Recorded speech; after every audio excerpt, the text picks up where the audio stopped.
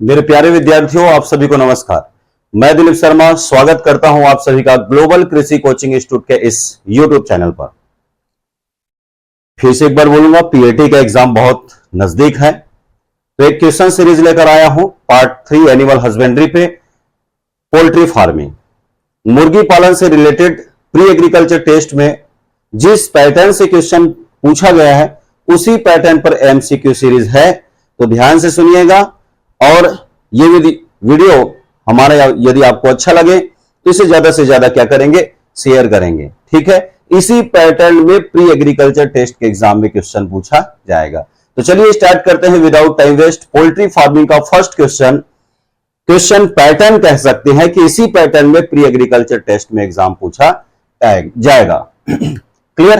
तो first question है, भारत में अंडों का सर्वाधिक उत्पादक राज्य कौन सा है? कि भारत का वह कौन सा राज्य है जो अंडों का सर्वाधिक उत्पादन करता है? यदि आप देखे होंगे तो प्रीवियस ईयर का जो क्वेश्चन सेशन है उसमें आपको दिखाई देगा कि भारत का वह कौन सा राज्य जो सर्वाधिक अंडों का उत्पादन करता है, maximum egg producing state of India. तो आंसर करेगा ऑप्शन ए पे है महाराष्ट्र, ऑप्शन बी पे है आंध्र प्रदेश, ऑप्शन सी पे Uttar Pradesh, then option D पे है तमिलनाडु। आंसर करिएगा आंध्र प्रदेश। तो भारत के आंध्र प्रदेश राज्य में अंडों का सर्वाधिक उत्पादन होता है। क्वेश्चन एक और देखा जाता है कि भारत का वह कौन सा राज्य है जिसे बाउल ऑफ एग कहते हैं? यदि आपसे एग्जाम में पूछे बाउल ऑफ एग के नाम से किस राज्य को जाना जाता है, तो आंसर लगाइएगा आंध्र प्रदेश। नेक्स्ट वन, यदि हम इसमें क्वेश्चन की बात करें तो यदि आपसे एग्जाम में पूछे कि भारत में चिकन का सर्वाधिक उत्पादन करने वाला राज्य, चिकन का सर्वाधिक उत्पादन करने वाला राज्य कौन सा है बोले, तो आंसर करिएगा महाराष्ट्र। ध्यान से एक बार सुनेंगे, भारत में अंडों का एक प्रोडक्शन करने वाला जो स्टेट है वो आंध्र प्रदेश, भारत में चिकन का सर्वाधिक उत्पादन करने वाला राज्य कौन सा है? महाराष्ट्र। क्लियर हुआ? ये दो बहुत ही मोस्ट इंपॉर्टेंट क्वेश्चन है। आइए नेक्स्ट क्वेश्चन की ओर कैरी करते हैं। भारत में प्रति व्यक्ति अंडों की उपलब्धता है, per capita availability of egg in India. Bharat में प्रति व्यक्ति अंडों की उपलब्धता कितना है? 57, 95, 100 and option D 110, 110। Right answer is 95। पुराना डेटा कहता है कि अंडों की उपलब्धता 57 है, बट रिसेंटली अभी का जो डेटा है वो ये बता रहा है कि भारत में जो अंडों की जो उपलब्धता है प्रति व्यक्ति अवेलेबिलिटी है वो 95 है। याद रखिएगा, रिसेंट डेटा के तौर पर ये पीएटी 2024 में दिखाई दे सकता है। क्लियर। तो याद रखिएगा, भारत में प्रति व्यक्ति अंडों की उपलब्धता कितना है? 95 है। नेक्स्ट जो क्वेश्चन नंबर थर्ड, ये कम से कम 3 से 4 बार तो प्री एग्रीकल्चर टेस्ट एग्जाम में पूछा जा चुका है कि ताजे अंडे का औसत भार कितना होता है। ठीक है, एवरेज वेट ऑफ एग, ताजे अंडे का औसत भार कितना होता है? तो राइट आंसर इज 58 ग्राम। ताजे अंडे का जो औसत भार होता है वो 58 ग्राम होता है। क्लियर हुआ? Next question, question number fourth, अंडों में श्वेतक का एल्बुमिन कितना प्रतिशत होता है? कंपोजिशन ऑफ एग, एग के संगठक के बारे में और एग के कंपोनेंट के बारे में मैं आपको पढ़ाया हुआ था, मेरा वीडियो डाला हुआ है यूट्यूब पे। अंडों में जो श्वेतक है, एल्बुमिन है, उसका परसेंटेज होता है 56%। मतलब अंडों में 56% तक एल्बुमिन पाया जाता है। इट मींस ऐसा मैं कह सकता हूं कि अंडे में सबसे ज्यादा पाया जाने वाला भाग कौन सा है पूछे तो आंसर करिएगा एल्बुमिन। क्लियर? ओके। इससे और इंपॉर्टेंट क्वेश्चन देखते हैं। यदि आपसे एग्जाम में पूछे यॉक, अंडों में यॉक पितक का प्रतिशत कितना होगा, तो अंडों में जो यॉक वाला भाग है वो 32% तक पाया जाता है। अंडों में एल्बुमिन वाला भाग 56% तक पाया जाता है।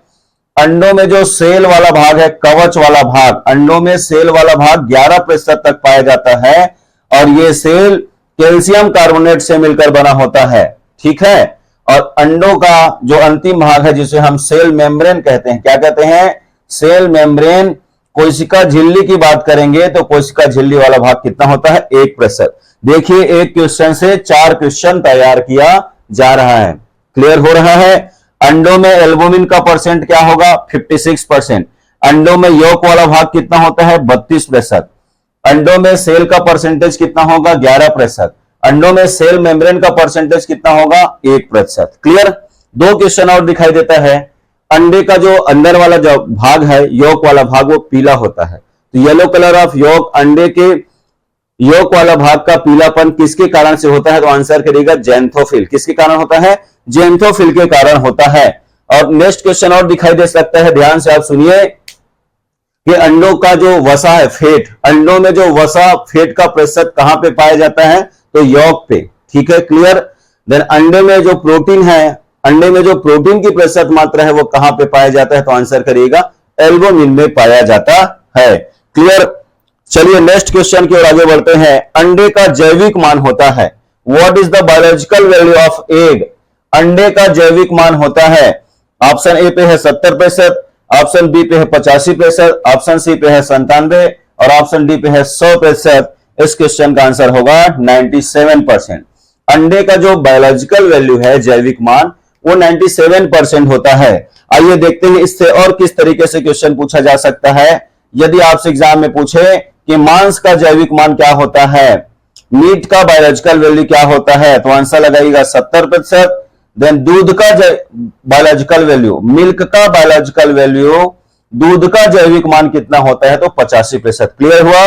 मांस का जैविक मान 70%, दूध का जैविक मान 85% और अंडे का जो जैविक मान बायोलॉजिकल वैल्यू वो 97%, 97% तक होता है। समझ में आ रहा है कि किस तरीके से एक ही क्वेश्चन को चार तरीके से और किस ढंग से पूछा जा सकता है। ये सारे कंसेप्ट मैं आपका क्लियर कर रहा हूं। आइए देखते हैं क्वेश्चन नंबर 6 क्या कहता है। पोल्ट्री ब्रीड्स की बात करेंगे। सर्वाधिक अंडा देने वाली मुर्गी की नस्ल, 5 से 6 बार पीएटी में आया होगा। Maximum egg producing breed of poultry या हेन। ठीक है, मुर्गी का सर्वाधिक अंडा उत्पादक नस्ल कौन सा है? मैक्सिमम एग प्रोड्यूसिंग ब्रीड कौन सा है? ऑप्शन ए पे है व्हाइट लेगहॉर्न, ऑप्शन बी पे है RIR, ऑप्शन सी पे है कार्निस और ऑप्शन डी पे है असील। इसका राइट आंसर होगा WLH, जिसे कहते हैं व्हाइट लेगहॉर्न। ठीक है, तो कहने का मतलब यह है कि सबसे ज्यादा अंडा देने वाली, तो सबसे ज्यादा अंडों का उत्पादन करने वाली नस्ल कौन सा है? तो व्हाइट लेगहॉर्न। इसी को दूसरे तरीके से एग्जाम में क्वेश्चन पूछा जाता है कि निम्न में से मुर्गी की वह कौन सी नस्ल है जिसे अंडे देने वाले मुर्गी का चैंपियन कहते हैं?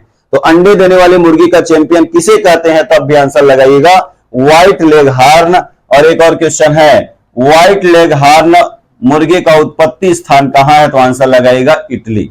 ठीक है, अब यहां पे और क्वेश्चन देखते हैं, इसी से क्वेश्चन तैयार कर रहा हूं। मुर्गी का मांस के लिए सबसे उपयुक्त नस्ल कौन सा है? क्लियर? यह भी प्री एग्रीकल्चर टेस्ट में पूछा गया क्वेश्चन कि मुर्गी का मांस उत्पादन के लिए सबसे उत्तम नस्ल कौन सा है? तो आंसर करिएगा कार्निस। क्लियर? चिकन प्रोडक्शन के लिए, मांस उत्पादन के लिए मुर्गी का उत्तम नस्ल कौन सा है बोलेगा तो कार्निस। एक ब्रीड और है जिसको बोलते हैं RIR, Rhode Island Red, Rhode Island Red, दिकाजी नस्ल। वे कौन सी नस्ल है जो मांस के लिए भी और अंडों के लिए भी, तो मांस व अंडा दोनों के लिए जो सबसे उत्तम नस्ल है वो RIR है, रोड आइलैंड रेड है। इसको सबसे उत्तम माना जाता है। असील की खास बात करेंगे तो असील लड़ाई के लिए सबसे उत्तम नस्ल है। पीएटी एग्जाम में क्वेश्चन भी पूछा जाता है, लड़ाई के लिए मुर्गी की सबसे उत्तम नस्ल कौन सा है? तो आंसर करिएगा असील। इसी को घुमाकर पूछता है कि निम्न में से मुर्गी की कौन सी नस्ल है जिसे फाइटिंग कॉक के नाम से जाना जाता है? तो फाइटिंग कॉक के नाम से किसे जाना जाता है? असील को। क्लियर हुआ? यहां पे यदि पूछे कि अंडा उत्पादन के लिए सबसे उत्तम नस्ल कौन सा है? तो व्हाइट लेगहॉर्न। मांस उत्पादन के लिए सबसे उत्तम नस्ल कौन सा है? तो आंसर करिएगा कार्निस। और मांस व अंडा, it means dual purpose breed, दिकाजी नस्ल में सबसे उत्तम कौन सा है? तो आंसर करिएगा RIR। लड़ाई के लिए सबसे उत्तम नस्ल कौन सा है? तो आंसर करिएगा असील। क्लियर?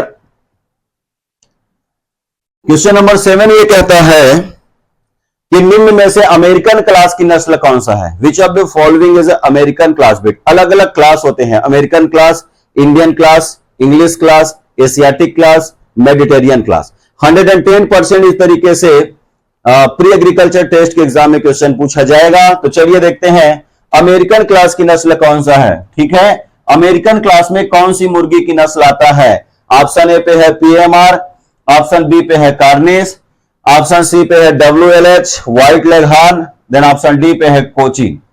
तो यहां पर क्वेश्चन 100% पूछा जाएगा, इसी तरीके से इसी पैटर्न में आएगा। इस क्वेश्चन का राइट आंसर होगा PMR, Plymouth rock. Plymouth rock भी ड्यूल पर्पज ब्रीड है, याद रखिएगा। RIR PMR दोनों ड्यूल पर्पज ब्रीड है। ठीक है, तो याद रखना बेटा, अमेरिकन क्लास की प्रमुख नस्ल कौन सा है बोलेगा, तो अमेरिकन क्लास की प्रमुख नस्ल है PMR प्लाईमाउथ रॉक। यदि आपसे एग्जाम में पूछेगा इंग्लिश क्लास की प्रमुख नस्ल कौन सा है, तो आंसर लगाइएगा कार्निस। क्लियर हो रहा है यहां पे क्वेश्चन? अमेरिकन क्लास की नस्ल कौन सा है? PMR।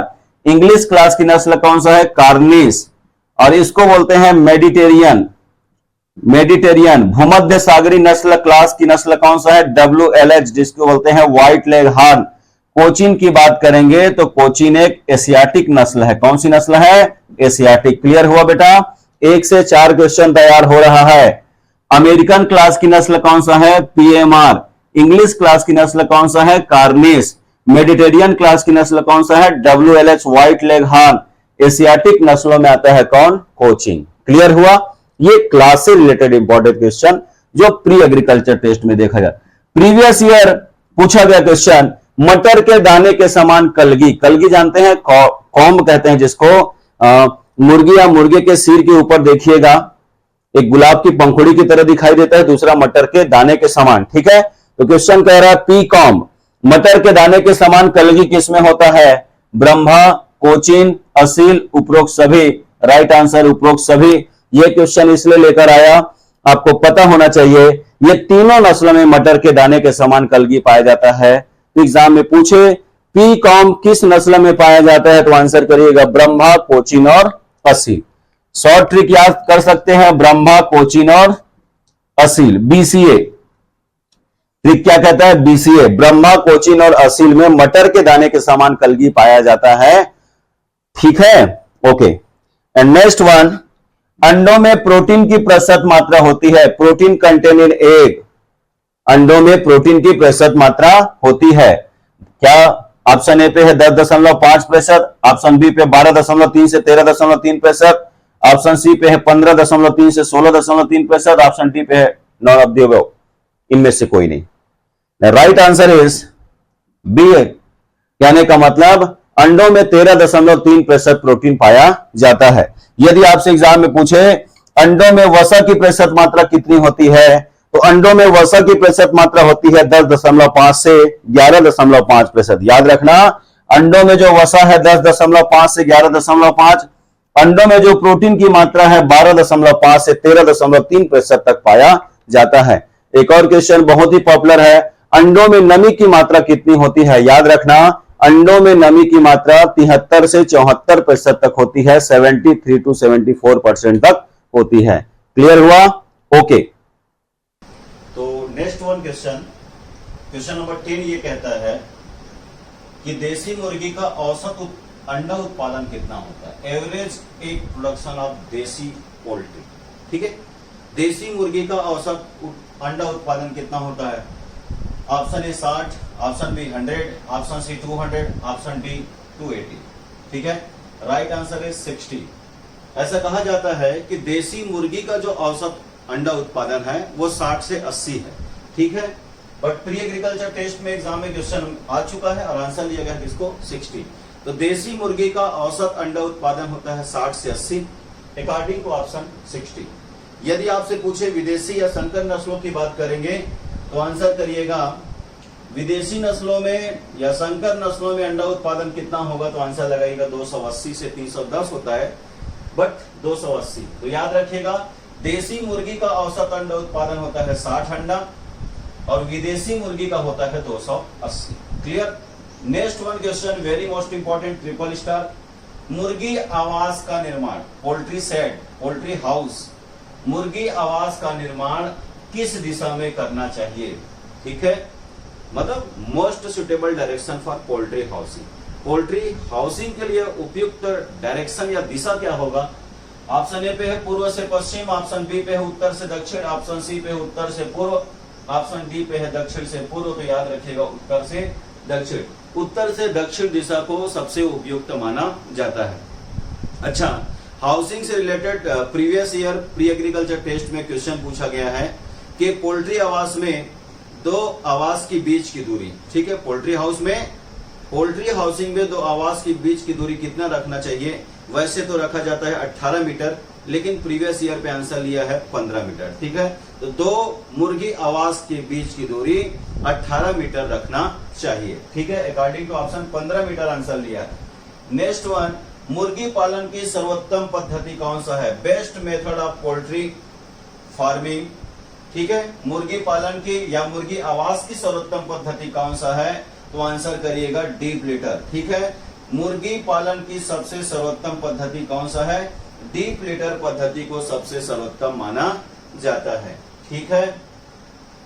एक क्वेश्चन और आया था कि मुर्गी आवास की वह कौन सी पद्धति है जिसमें सबसे कम स्थान की आवश्यकता होती है। ऐसा क्वेश्चन पूछा गया था। यदि क्वेश्चन पूछे मुर्गी पालन की सबसे सर्वोत्तम पद्धति कौन सा है, तो याद रखिएगा डीप लिटर। इसे हिंदी में गहरी बिछावन प्रणाली भी कहते हैं।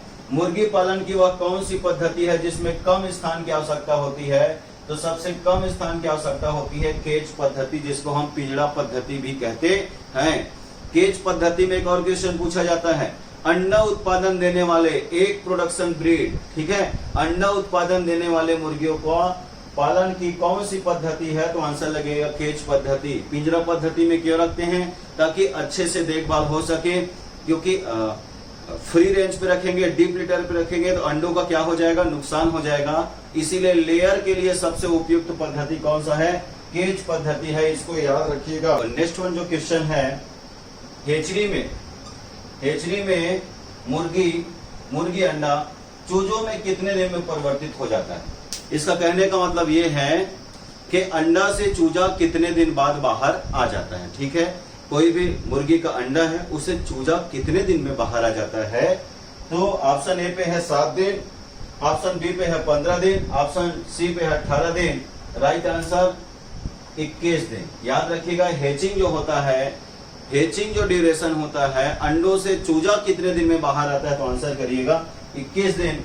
हमारे टाइम पे प्री एग्रीकल्चर टेस्ट में क्वेश्चन पूछा गया था कि अंडा पलटने का कार्य, इंक्यूबेटर में अंडा पलटने का कार्य कितने दिन तक किया जाता है, तो अंडा पलटने का कार्य 18 दिन तक किया जाता है। दो क्वेश्चन है, हेचरी में अंडा से चूजा कितने दिन में परिवर्तित होता है, 21 दिन में, और हेचरी में ही या फिर बात करेंगे इंक्यूबेटर में ही अंडा पलटने का कार्य कितने दिन तक किया जाता है, 18 दिन। एक टर्निंग जो प्रोसेस होता है वो 18 दिन तक किया जाता है, 18 डेज तक किया जाता है, और जो अंडों से चूजा जो परिवर्तित होता है वो 21 दिन में हो जाता है। क्लियर यहां तक, ओके, ठीक है। तो चलिए नेक्स्ट क्वेश्चन देखते हैं, बहुत ही मोस्ट इंपॉर्टेंट है। युवा नर मुर्गे को कहा जाता है, जो युवा जो नर मुर्गा होता है उसे क्या कहते हैं, क्या उसे पुलेट कहते हैं, कि क्या उसे केपॉन कहते हैं, कि क्या उसे कॉकरेल के नाम से जाना जाता है, या फिर उसे बॉयलर कहते हैं। इसका राइट आंसर होगा युवा नर मुर्गे को कहा जाता है कॉकरेल। याद रखिएगा, युवा नर मुर्गे को कॉकरेल कहते हैं, और युवा मादा को फीमेल को, ठीक है, युवा नर मुर्गे को कॉकरेल कहते हैं, युवा मादा मुर्गी को पुलेट कहते हैं, ठीक है। इसमें भी कॉस्ट्रेशन बधियाकरण की प्रक्रिया होती है, तो कॉस्ट्रेट बधियाकृत मुर्गे में बधियाकृत जो मुर्गा होता है उसे केपॉन कहते हैं। क्या बोलते हैं, केपॉन, ठीक है। नेक्स्ट क्वेश्चन, मांस उत्पादक जो मुर्गी होता है उसे बॉयलर कहा जाता है। समझ में आ रहा है, 1 से 4 क्वेश्चन कैसे तैयार किया जाता है आप सीखिए। युवा नर मुर्गे को कॉकरेल कहते हैं, युवा मादा को पुलेट कहते हैं, ठीक है। बधियाकृत जो मुर्गी होगा उसे केपॉन कहते हैं, कास्ट्रेट जो हेन या कॉक होगा उसे क्या कहते हैं, केपॉन कहते हैं, और मांस उत्पादन के लिए पाले जाने वाले जो मुर्गी का नस्ल है उसे बॉयलर कहते हैं। लास्ट क्वेश्चन, अंडा उत्पादक नस्लों को लेयर कहा जाता है। अंडा उत्पादक नस्लों को क्या कहा जाता है? लेयर कहा जाता है। नेक्स्ट वन, क्वेश्चन नंबर 16, ये डिसीज से रिलेटेड क्वेश्चन है। निम्न में से मुर्गी में लगने वाला वह कौन सा रोग जिसे मुर्गी का कैंसर कहते हैं? मुर्गी के कैंसर के नाम से किस बीमारी को जाना जाता है? तो याद रखिएगा, इसका राइट आंसर है मैरेक्स। मुर्गियों का कैंसर मैरेक्स नामक बीमारी को कहते हैं। यदि आपसे एग्जाम में पूछेगा मुर्गियों में लगने वाला वह कौन सा बीमारी है जिसका सबसे ज्यादा मृत्यु दर होता है, तो सबसे ज्यादा मृत्यु दर किस बीमारी का होता है? तो आंसर करिएगा रानीखेत। रानीखेत में मृत्यु दर, मॉर्टिलिटी रेट सबसे ज्यादा होता है। 3 बहुत ही प्यारा क्वेश्चन है। निम्न में से वह कौन सा रोग है जिसे मुर्गियों का कैंसर कहते हैं? तो आंसर करिएगा मैरेक्स। निम्न में से मुर्गियों में लगने वाला सबसे खतरनाक रोग कौन सा है? तो आंसर करिएगा रानीखेत। निम्न में से मुर्गियों में लगने वाला वह कौन सा रोग है जिसका मृत्यु दर, मॉर्टिलिटी रेट सबसे ज्यादा होता है? तब भी आंसर करिएगा Ranikhet. Clear? Next one, very most important question, coccidiosis किसके कारण से होता है? मुर्गियों में कॉक्सिडियोसिस नामक बीमारी किसके कारण से होता है? Option A bacteria, option B virus, option C protozoa, option D कवक। तो याद रखिएगा, मुर्गियों में जो कॉक्सिडियोसिस नामक बीमारी है वो प्रोटोजोआ के कारण होता है। ये पीएटी में कई बार पूछा जा चुका है। ठीक है, मुर्गियों में कॉक्सिडियोसिस नामक बीमारी किसके कारण से होता है? प्रोटोजोआ के कारण होता है। याद रखिएगा, यदि बैक्टीरिया पूछेगा तो बैक्टीरिया के द्वारा होने वाले बीमारी का नाम है पुलोरम। क्या? पुलोरम और सीआरडी। पुलोरम और सीआरडी नाम का बीमारी मुर्गी में बैक्टीरिया के द्वारा होता है। और मुर्गी में रानीखेत नाम का बीमारी, कौन सा? रानीखेत। मुर्गी में जो रानीखेत होता है वो वायरस के कारण होता है। और मुर्गी में एक बीमारी है जिसको एस्परजिलोसिस कहते हैं। क्या कहते हैं?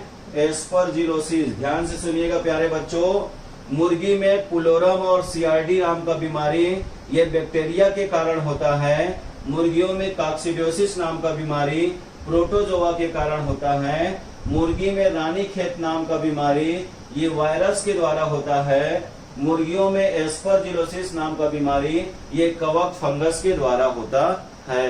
लास्ट बहुत ही मोस्ट इंपोर्टेंट क्वेश्चन, किस बीमारी में 2 से 3 बार पीएटी एग्जाम में आ चुका है, किस बीमारी में 1 दिन की अवधि में टीका लगाया जाता है? किस बीमारी में 1 दिन की अवधि में टीका लगाया जाता है? तो याद रखिएगा, ऑप्शन ए पे है रानीखेत, ऑप्शन बी है मैरेक्स, ऑप्शन सी है पॉक्स, देन ऑप्शन डी है फाउल कॉलेरा। याद रखिएगा, 1 दिन की अवधि में टीका लगाया जाता है किसमें? मैरेक्स में। याद रखना, मुर्गी का जब उम्र 1 दिन का होता है तो उसे मैरेक्स नामक बीमारी से बचाने के लिए टीका लगाया जाता है। ठीक है, क्लियर हुआ? नेक्स्ट वन, रानीखेत में क्या पूछेगा? 1 सप्ताह की उम्र में, रानीखेत में 1 सप्ताह की उम्र में टीका लगाया जाता है। पूछा जाएगा कि मुर्गी में लगने वाला वह कौन सा बीमारी है जिसमें 1 सप्ताह की उम्र में टीका लगाया जाता है? तो आंसर करिएगा रानीखेत। 1 दिन की अवधि में टीका लगाया जाता है तो याद रखिएगा मैरेक्स। एक और क्वेश्चन पूछा जाता है, F1 स्ट्रेन। याद रखना बेटा, F1 स्ट्रेन नाम का वैक्सीन मुर्गी में किस बीमारी में लगाया जाता है? तो F1 स्ट्रेन नाम का वैक्सीन रानीखेत नाम की बीमारी में लगाया जाता है। क्लियर हुआ ये?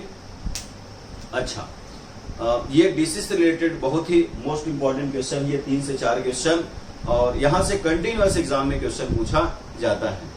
तो मुर्गी पालन की बात करेंगे तो मुर्गी पालन में इंक्यूबेटर से रिलेटेड भी एग्जाम में क्वेश्चन पूछा जाता है। यदि आपसे एग्जाम में पूछेगा इंक्यूबेटर क्या है, इंक्यूबेटर और हैचरी, ठीक है। और तीसरा क्वेश्चन ये आता है जिसको बोलते हैं ब्रूडिंग, ठीक है, मतलब चूजे को सेने की प्रक्रिया। तो चूजे को सेने की प्रक्रिया को कहते हैं इंक्यूबेशन, ठीक है, याद रखिएगा। चूजे को सेने के अंडे को सेने की प्रक्रिया को इंक्यूबेशन कहते हैं, और जिस मशीन में सेने की प्रक्रिया की जाती है उसे क्या कहते हैं? इंक्यूबेटर। क्लियर? यदि आपसे एग्जाम में पूछेगा इंक्यूबेटर का औसत तापक्रम कितना होता है तो 100 फ़ारेनहाइट आंसर करिएगा। कितना करना है? 100 फ़ारेनहाइट, ठीक है।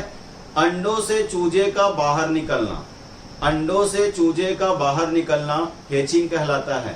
अंडों से चूजे का बाहर निकलना क्या कहलाता है? हैचिंग। तो एग्जाम में क्वेश्चन पूछा जाता है कि अंडों से चूजा कितने दिन में बाहर आ जाता है? 21 दिन में। क्लियर? देन जिस किसी भी यंत्र या जिस किसी भी उपकरण में चूजों का लालन पालन किया जाता है उसे ब्रूडर कहते हैं। जिस किसी भी उपकरण में चूजों का लालन पालन किया जाता है उसे ब्रूडर कहते हैं। तो ये रहा पोल्ट्री फार्मिंग से रिलेटेड बहुत ही मोस्ट इंपॉर्टेंट क्वेश्चन। यदि वीडियो हमारा अच्छा लगे तो इसे ज्यादा से ज्यादा शेयर करेंगे और हमारे इस YouTube चैनल को सब्सक्राइब करें। धन्यवाद।